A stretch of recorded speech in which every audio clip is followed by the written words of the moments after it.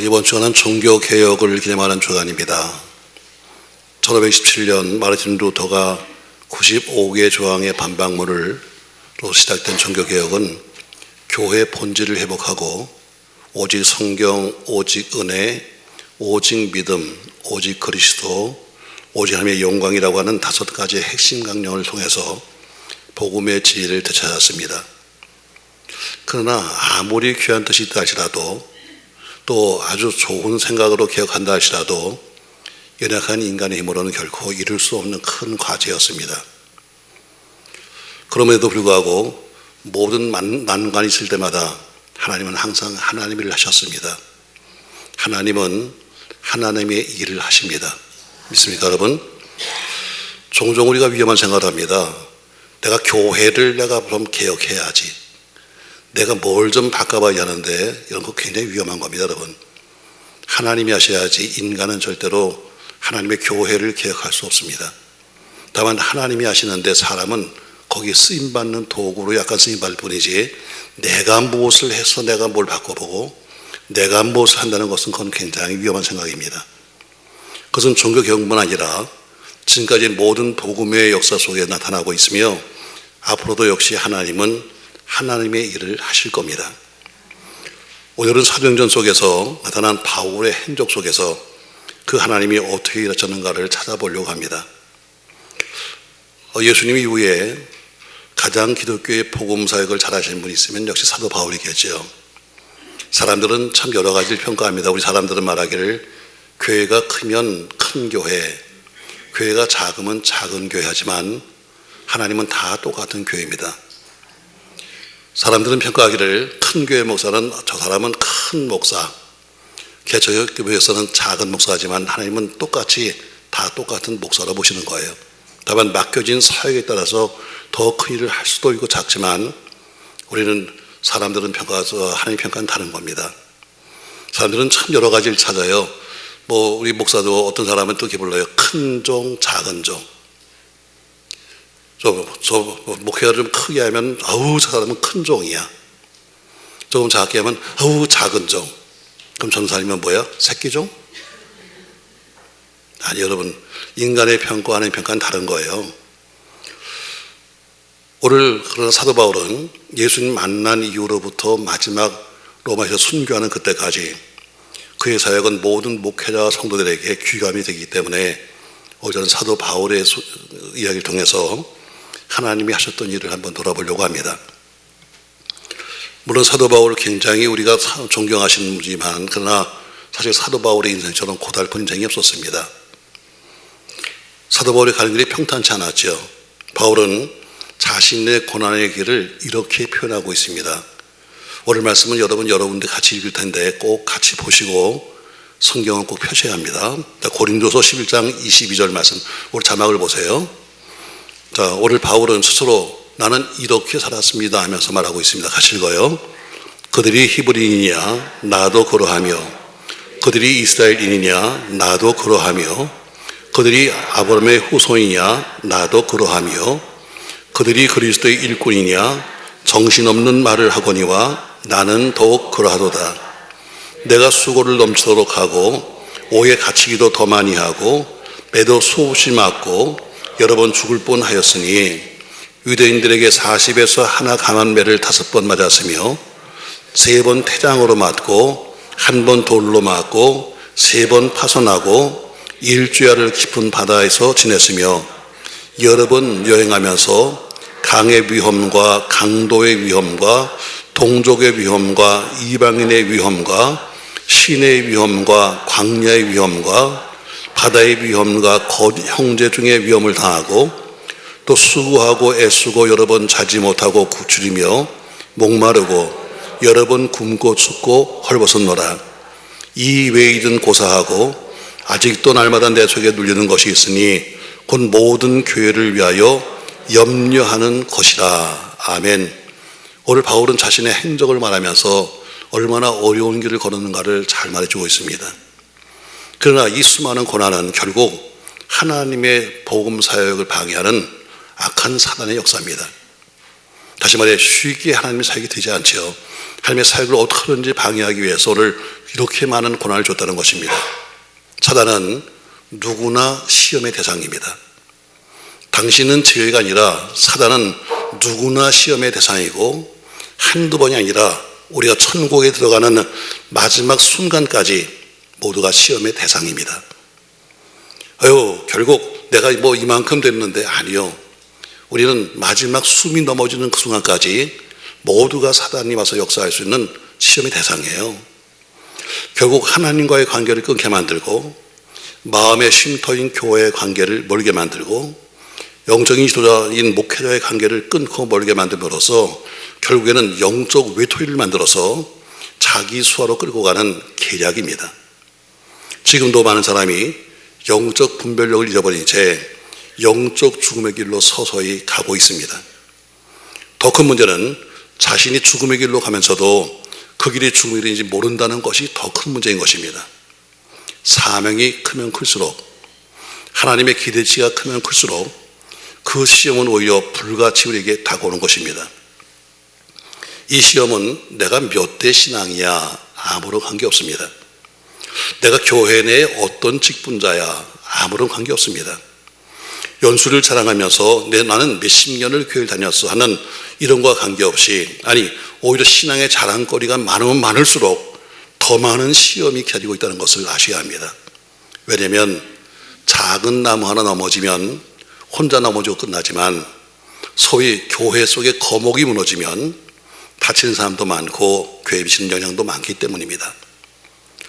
오늘 바울을 죽이려고 하는 여러 가지 계략이 있었습니다.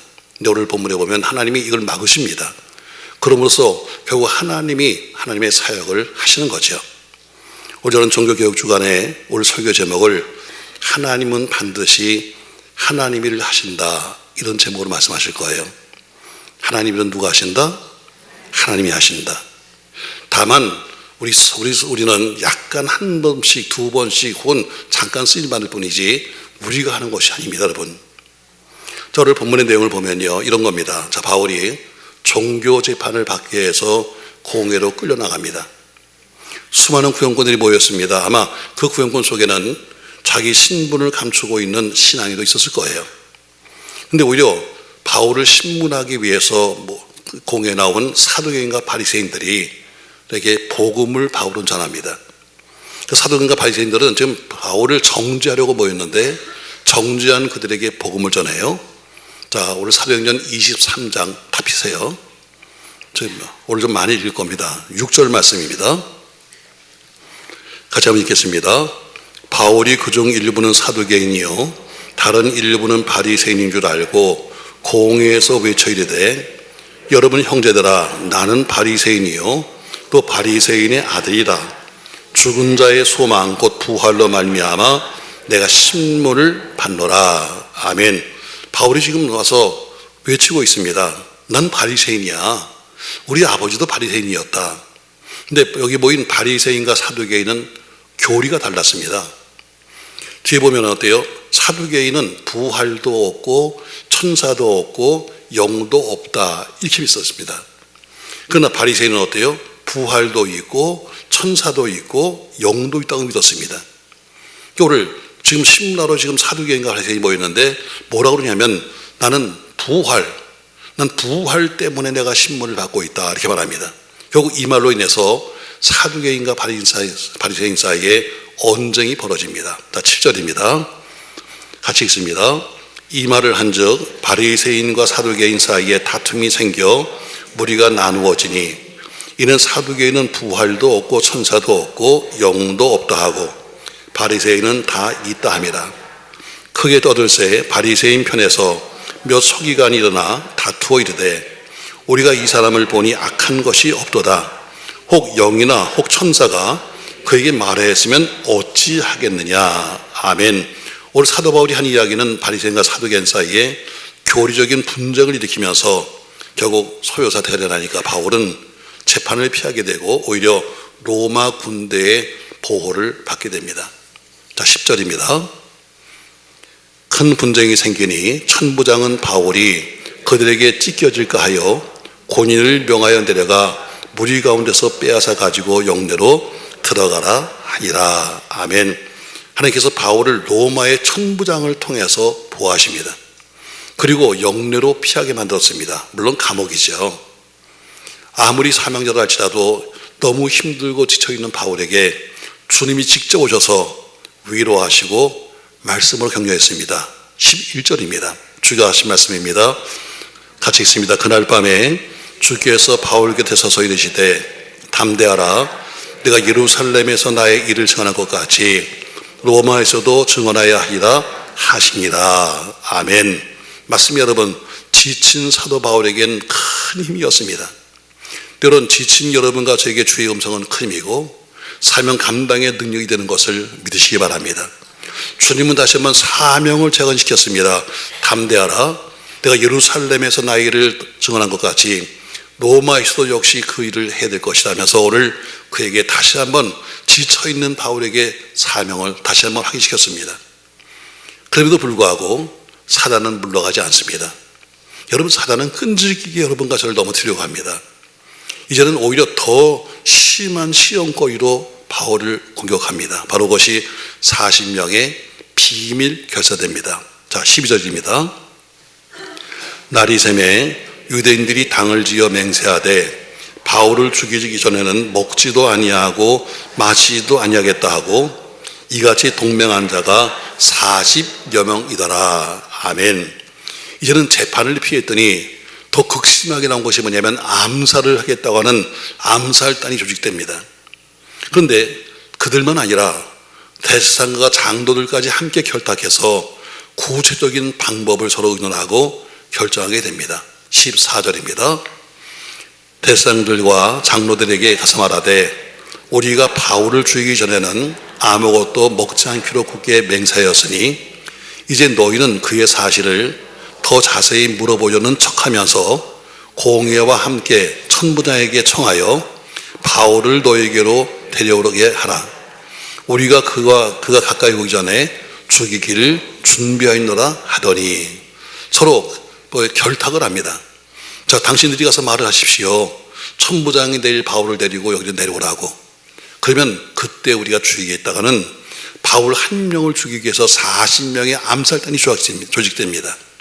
또 그리고 그 뒤에는 은밀하게 암살의 방법을 지시하는 대제사장과 장로들이 있었습니다.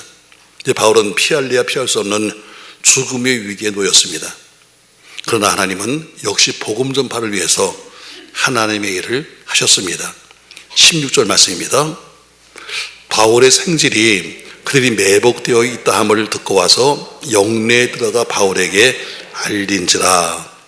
여러분, 이 정도 40명이 모여서 바울을 죽이겠다고 하는 암살단이 생겼다면 그들이 오늘 하고 있는 이야기는, 암살에 관한 이야기는 분명히 극비일 겁니다. 은밀한 중에 했을 겁니다. 절대로 외부로 노출시켜서는 안 되는 이야기죠. 근데 바울의 생질이 왜 예루살렘에 있는지 모르지만 또 어떻게 그 은밀한 암살에 대한 소식을 듣게 되었는지 모르지만 오늘 바울의 생질이 그 암살 소식을 들었다는 이야기입니다. 어떤 분에는 바울의 생질이 예루살렘에 유학 중이었다, 이런 사람도 있습니다만 성경은 정확히 말하지 않습니다. 문제는 바울의 생질이 왜 그곳에 있는가 하는 것이 문제가 아니고 하나님이 어떤 방법인지 모르지만 그에게 그 소식을 알려줬다는 것이 문제인 것입니다. 마치 에스더서에 보면 에스더서 2장 21절에 이런 말씀이 있습니다. 같이 읽어요. 모르드게가 대궐문에 앉았을 때에 문을 지키던 왕의 내시 빅단과 데레스 두 사람이 원한을 품고 아하수에로 왕을 암살하려는 음모를 꾸미는 것을 모르드게가 알고 왕후 에스더에게 알리니 에스더가 모르드게의 이름으로 왕에게 아뢰니라. 조사하여 실증을 얻었으므로 두 사람을 나무에 달고 그 일을 왕 앞에서 궁중일기에 기록하니라. 아멘. 자, 모르드게는 그 당시에 대궐을 지키는, 대궐 문을 지키는 하급 공무원입니다. 근데 문 앞에 서 있는 그 하급 공무원 그 뒤에서 쏘곤 대면서 아하수의 왕을 암살하려고 하는 내시대의 음모가 들렸습니다. 근데 결국 이 사건 때문에 유다 민족을 구원하는 계기가 되었습니다. 맞습니다, 여러분. 하나님은 바울을 통해서 로마의 복음을 전하기 위해서 바울 생질의 귀에 뜻밖의 암살 소식을 듣게 하시는 겁니다. 사단이 아무리 계교를 꾸미고 여러 가지 은밀한 일을 기획하고 공모해도 하나님이 막으시기 때문에 무엇도 할 수 없는 겁니다. 하나님의 역사는 계속됩니다. 자, 바울은 그 생질에게 로마의 군병에 가서 이 소식을 전하라 이렇게 말합니다. 자, 16절부터입니다. 같이 읽습니다. 바울의 생질이 그들이 매복하여 있다함을 듣고 와서 영내에 들어가 바울에게 알린지라. 바울이 한 백부장을 청하여 이르되 이 청년을 천부장에게로 인도하라. 그에게 무슨 할 말이 있다 하니 천부장에게로 데리고 가서 이르되 죄수 바울이 나를 불러 이 청년이 당신께 할 말이 있다 하여 데리고 가기를 청하더이다 하매 천부장이 그의 손을 잡고 물러가서 조용히 묻되 네가 할 말이 무엇이냐. 대답하되 유대인들이 공모하기를 그들이 바울에 대하여 더 자세한 것을 묻기 위함이라 하고 내일 그를 데리고 공회로 내려오기를 당신께 청하자 하였으니 당신은 그들의 청함을 따르지 마옵소서. 그들 중에는 바울을 죽이기 전에는 먹지도 않고 마시지도 않기로 맹세한 자 40여 명이 그를 죽이려고 숨어서 지금 다 준비하고 당신의 허락만 기다리나이다 하니 이에 천부장이 청년을 보내어 경계하되 이 일을 내게 알렸다고 암에게도 이르지 말라. 아멘. 여러분, 여기서 우리는 참 좀 생각할 게 있습니다. 우리는 사도 바울 하면 각 신앙인이니까 우리는 야, 바울 선생님 대단해요 이렇게 말하지만 로마 군대로 봐서는 영내에 붙잡혀 있는 죄수에 불과합니다. 우리는 뭐 바울 목사님 하면 우리는 껌뻑 죽지만 그러나 로마 사람들이 감옥에 들어가 있는 죄수 한 명에 불과한 거예요. 근데 그 죄수가 감히 백부장을 불러서 천부장에게 내 생질 좀 데려가세요 하고 부탁합니다. 또 백부장은 이 죄인의 말을 듣고 그 부대의 최고 지휘관인 천부장에게 바울의 생질을 데려갔다는 것은 일반 상식으로는 생각할 수 없는 이야기입니다. 그러기에 하나님은 못하신 일이 없고 못 움직이는 사람이 없는 겁니다. 하나님은 모든 사람을 다 움직이는 거예요. 자, 다시 말합니다. 여러분, 바울은 우리는 똑같은 신앙이니까 대단한 목사님, 훌륭하신 목사님 말하지만 로마 군인으로 봐서는 죄수입니다. 그냥. 근데 죄수가 감히 백부장을 불러가지고 어때요? 자, 이 사람을, 이 청년을 천부장한처럼 데려가셔 했더니 군소리 없이 알았습니다 하고 어때요? 천부장 그 부대의 최고 지휘관에게 그를 데려가는 겁니다. 여러분, 이건 어때요? 사람이 하는 게 아니에요. 하나님이 그들의 마음을 움직이시고 하나님이 사람을 움직이시는 겁니다. 아마 정치적으로 본다면 또 세상적으로 본다면 죄인 바울보다는 대제사장이나 장로들이 더 가깝지 않을까요? 한 부대 지휘관으로서 그 지역에 만약에 소요가 생기면 문제가 생기거나 하면 지역 유지인 대제사장의 도움을 받아야 합니다. 때론 영내에 물질이 없거나 물건이 부족하면 장로에게 도움을 받아야 합니다. 그런데 이 모든 조건을 다 버리고 죄인 바울을 위해서 오늘 천부장은 조치를 취합니다. 자, 23절 24절이 조치입니다. 같이 읽어요. 백부장 둘을 불러 이르되 밤새 3시에 가이사라까지 갈 보병 200명과 기병 70명과 창병 200명을 준비하라 하고 또 바울을 태워 총독 벨리세게로 무사히 보내기 위하여 짐승을 준비하라 명하며 그 밤에 천부장이 어때요? 군대를 동원합니다. 죄인의 생질이 와서 하는 이야기 듣고 나서요, 오늘 뭐가 그렇게 천부장이 급해가지고 한밤중에 군대를 동원합니다. 그것도 바울 한 명을 지키기 위해서 보병 200명, 기병 70명, 창병 200명 도합 정예부대 470명을 동원합니다. 생각해 보세요, 여러분.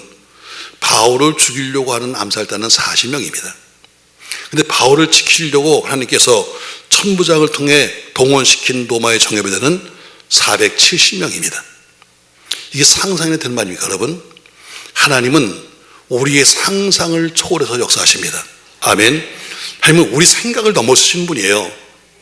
자, 오늘 백부장, 천부장이 움직인 것도 이것도 우리가 이해할 수 없는데 그 천부장이 그 말 듣고 나서 뭐예요? 아니 내일 해도 되잖아. 근데 어떻게 한밤중에 자그마치 정예부대 470명을 동원시키고 바울을 지켜가면서 태워가기 위해서 짐승을 준비하는, 말을 준비하는 거죠. 마치 엘리사 시대에 일이 있었죠. 엘리사 시대에 아람 왕이 국무회의를 합니다. 그러면서 국무회의를 하면서 화를 막 내는 거예요. 야, 너희 중에 누가 배신자야? 야, 너희 중에 누가 간첩이야? 하면서 지금 국무대신을 모아놓고 지금 소리치는 겁니다. 왜냐하면 지금까지 아람 왕이 여러 번 지금 이스라엘을 침공하기 위해서 그들이 작전 계획을 세웠습니다. 그런데 막상 공격해 들어가면 이미 그 자리에 이스라엘 군대가 벌써 진치고 있는 겁니다. 이건 분명히 우리 여기 모여있는 국무 대신 중에 배신자가 있으니까 이게 가능하지, 이게 어떻게 된 거냐 하면서 그를 잡아내기 위해서, 숙청하기 위해서 지금 하는 얘기입니다. 자, 열왕기하 6장 11절입니다. 이러므로 아람 왕이 마음이 불안하여 그 신복들을 불러 이르되 우리 중에 누가 이스라엘 왕과 대통하는 것을 내게 말하지 아니하느냐 하니 그 신복 중에 한 사람이 이르되 우리 주 왕이요 아니로소이다. 오직 이스라엘 선자 엘리사가 왕이 침실에서 하신 말씀을 이스라엘의 왕에게 고하나이다 하는지라. 왕이 이르되 너희는 가서 엘리사가 어디 있는가 보라. 내가 사람을 보내어 그를 잡으리라. 왕에게 이르되 보라 그가 도단에 있도다 하나이다. 왕이 이에 말과 병과 많은 군사를 보내매 그들이 밤에 가서 그 성읍을 에워쌌더라. 보고합니다. 아닙니다. 여기 우리 중에 배신자가 있는 것이 아닙니다. 지금 그 나라인 엘리사라고 하는 사람이 있는데 그 사람이 우리끼리 모여서 지금 쏘곤쏘곤대고 있는 말을 다 듣고 그리고 왕에게 말합니다. 그래서 우리가 당할 재간이 없습니다. 그러니까 어때요? 그러면 엘리사를 죽여야 되는구나 해서 어때요? 엘리사가 어딨냐? 예, 도단성에 있습니다. 해서 한밤중에 많은 병거와 많은 군사를 보냈다고 되어 있습니다. 자, 6장 15절부터 보면은 그 도단성에 엘리사를 모시고 있던 사환 게하시, 즉 말하면 부목사죠. 아침에 일어나서 어때요? 기지개를 키면서 밖에 나가서 하다가 놀랬습니다. 왜? 밖에 보니까 어때요? 엄청난 군사가 와 있는 겁니다. 그 놀래서 말합니다. 목사님 이제 죽었습니다. 저 많은 군사를 보십시오 하면서 수다를 떨고 있어요. 자, 6장 15절 다시 읽어요. 하나님의 사환이 일찍 일어나 나가보니 군사와 말과 병거가 성읍을 에워쌌는지라. 그의 사환이 엘리사에게 말하되 내 주여 우리가 어찌하리까 하니 대답하되 두려워하지 말라. 우리와 함께한 자가 그들과 함께한 자보다 많다. 아멘. 뭐라고 그래요? 자, 목사님이 큰일 났습니다. 저 많은 군대가 와서 다 우리를 둘러싸고 있으니 이제는 우린 꼼짝도 없이 죽었습니다. 했더니 뭐라고 그래요? 아니야. 우리와 함께한 자가 그들과 함께한 자보다 더 많아. 이렇게 말합니다. 여러분과 저에게 어떤 악의 무리가 다가오고 어떤 환난과 질병이 다가오고 그것이 우리 자리에 앞길을 막다 할지라도 우리 믿음의 눈을 떠서 우리는 외쳐야 합니다. 두려워 말라. 우리와 함께한 자가 그들과 함께한 자보다 훨씬 더 많다. 두려워하지 말라. 우리와 함께한 자가 그들과 함께한 자보다 많다. 전 여러분 외치시기 바랍니다. 마음속에 있는 두려움을 이길 수가 없습니다. 왜? 눈에 보이는 것이 어때요? 엄청난 군대가 있으니까 두렵죠. 두려워하지 말라. 그들과 함께한 자보다 우리와 함께한 자가 더 많은 거야. 자, 17절 말씀입니다. 같이 읽습니다. 기도하여 이르되 여호와여 원하건대 그의 눈을 열어서 보게 하옵소서 하니 여호와께서 그 청년의 눈을 여심해 그가 보니 불말과 불병거가 산에 가득하여 엘리사를 둘렀더라. 아멘. 오늘 더 많은 불말과 불병거가 그 군대보다 훨씬 더 많이 있었다고 말합니다. 오늘 하나님이 천부장을 통해서 사단의 길을 막으셨습니다. 그런데 그것만 한 것이 아닙니다, 여러분. 한밤중에 군대만 동원시켜서 그를 데려간 것이 아니라 오늘 한밤중에 천부장은 군대를 출발시키면서 편지 한 장을 쓰게 됩니다. 자, 25절입니다. 같이 읽습니다. 또 이 아래와 같이 편지하니 일러스되 글라우디오 루시아는 총독 펠리스 가카이께 문안하나이다. 이 사람이 유대인들에게 잡혀 죽게 된 것을 내가 로마 사람인 줄 들어 알고 군대를 거느리고 가서 구원하여다가 유대인들이 무슨 일로 그를 고발하였는지 알고자 하여 그들의 공회로 데리고 내려갔더니 고발하는 것이 그들의 율법 문제에 관한 것뿐이요 한 가지도 죽이거나 결박할 사유가 없음을 발견하였나이다. 그러나 이 사람을 해하려는 관계가 있다고 누가 내게 알려주기로 곧 당신께로 보내며 또 고발하는 사람들도 당신 앞에서 그에 대하여 말하라 하였나이다 하였더라. 아멘.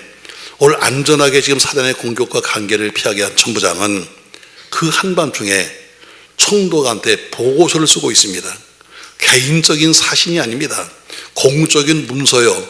그가 조사했던 조사 의견서를 지금 보내는 겁니다. 내용이 뭐예요? 28절입니다. 유대인들이 무슨 일로 그를 고발했는지 알고자 하여 그들의 공회로 데리고 내려갔더니 고발하는 것이 그들의 율법 문제에 관한 것뿐이요 한 가지도 죽이거나 결박할 사유가 없음을 발견하였나이다. 이 공문입니다. 이 편지 결론은 뭐예요? 천부장이 내린 결론이 뭡니까? 바울은 무죄입니다. 얘기입니다. 바울은 무죄입니다. 오늘 천부장이 지금 호송대를 세워서 지금 보낸 편지 어때요? 내가 조사해보니 이것은 자기들 사이의 종교적인 문제일 뿐이지 바울을 죽이거나 감을 가둬둘 이유가 아무것도 없습니다. 이것은 무죄입니다. 여러분, 이것은 하나님이 하시는 겁니다. 결국에는 하나님께서 바울에게 주신 사명, 로마로 가서 복음을 전도하는 그 삶을 감당하기 위해서 순간순간 기가 막힌 방법으로 하나님은 하나님의 일을 하시는 겁니다. 사랑하는 성도 여러분, 행여 믿음 생활을 하시면서 어렵고 힘든 난관 앞에서 지금 무릎을 꿇고 계신가요? 무너져가는 경제 앞에서 사업의 위기를 느끼며 매일매일을 한순간 낙심을 살고 계신가요? 이제 불과 며칠 남지 않은 수능 시험을 앞두고 정말 대출까지 받아가면서 공부를 시켰는데, 엄마가 알바까지 해가면서 그 자식들을 공부시켰는데 결국은 미래 포기의 위기에 계신가요? 아무리 봐도 나는 더 이상 버틸 수가 없고 난 살아갈 수 있는 희망이 없다고 좌절하고 계신가요? 이미 의사는 더 이상 치료를 포기를 말하면서 삶 선고를 내려서 이제는 살 소용이 없으신가요? 아닙니다, 여러분. 우리가 이제는 믿음의 눈을 떠서 영의 눈을 열고 보면은 안타깝게 무너져가는 나를 바라보고 계신 주님이 거기 계십니다. 나는 무너져가고 있는데 나를 바라보면서 지금 애틋하게 보고 계신 주님이 계시단 말입니다. 나보다 더 안타까워하면서, 나보다 더 안쓰러워하면서 나를 바라보시면서 주님은 오늘 여러분과 저에게 이렇게 말씀하고 계십니다. 로마서 8장 28절 말씀처럼 한번 보시죠. 같이 읽어요. 우리가 알거니와 하나님을 사랑하는 자, 곧 그의 뜻대로 부르심을 입은 자들에게는 모든 것이 합력하여 선을 이룬다. 아멘. 네가 진정 하나님을 사랑한다면, 네가 진정 주의 뜻대로 부르심을 받은 사람이라면 그 모든 것, 지금 당하고 있는 모든 환난과 고난과 좌절과 돈, 아픔과 그 모든 것들이 합력해서 뭐가 된다? 선이 된다. 아멘.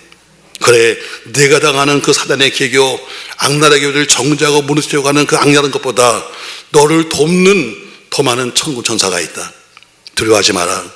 우리와 함께한 자가 그들과 함께한 자보다 훨씬 더 많다. 여러분, 다시 한번 믿음을 떠서 나를 바라보고 계신 주님을 찬양하면서 담대하게 마지막까지 승리하는 우리 모두가 되기를 예수님의 이름으로 축복합니다. 올해는 종교개혁주일에 이런 제목으로 말씀했습니다. 하나님의 일은 반드시 누가 하신다? 하나님이 하신다. 저 말한 것처럼 내가 뭔가 한다고 말하지 마십시오, 여러분. 내가 뭘 해볼 거예요. 그건 잘못된 생각입니다. 하나님이 하시는 겁니다. 오늘 바울을 사단의 올무에서 구해내신 하나님 보세요. 어떤 방법을 했는가? 첫 번째, 악한 것들끼리 분쟁하게 하십니다. 자기들끼리 싸우게 하심으로 사단의 계획을 막으시죠. 두 번째는 알 수 없는 것을 알게 하시고 들을 수 없는 말을 듣게 하심으로써 구해냈습니다. 세 번째, 움직일 수 없는 사람, 어떻게 죄수가 백부장으로 움직이고 어떻게 주 예수가 천당을 주겠습니까, 여러분? 그러나 움직일 수 없는 사람을 통해서 하나님이 구해내셨습니다. 하나님이 여러분을 위해서 오늘도 일하고 계십니다. 하나님이 여러분을 위해서 오늘도 일하고 있다는 것을 꼭 믿으시기 바랍니다. 내가 어떤 처지에 있든 어떤 환경에 있든 간에 환경이 문제가 아닙니다. 저는 오래전에 교회를 개척하면서 이 작은 11평짜리 예배당, 불과 다 앉아서 강대상까지 앉아봐야 불과 한 40명 앉는 그런 예배당에서 우리가 예배를 드리면서 이렇게 썼습니다. 양쪽에 크게 써붙였습니다. 커봐야 뭐 11평짜리 예배당이 오직 하겠어요. 요 강단만 한데, 한쪽에는 기도는 만사를 변화시킨다. 믿음은 환경을 초월한다. 두 가지 써붙였습니다. 믿음은 환경을 넘어서는 겁니다. 여러분, 환경이 나쁘신가요? 넘어섭시다. 아멘. 여러 가지 힘든 것이 가로막았나요? 뛰어넘으십시다, 여러분. 믿음은 환경에 밴 게 믿음이 아니라 믿음은 환경을 넘어서는 겁니다. 기도는 만사를 변화시킵니다. 사랑하는 성도 여러분, 아무쪼록 사단이 아무리 역사해도 하나님은 하나님의 일을 하시는 거니까 걱정 말고 그 하나님 바라보고 달려가는 우리 모두 되시기를 예수님의 이름으로 부탁합니다.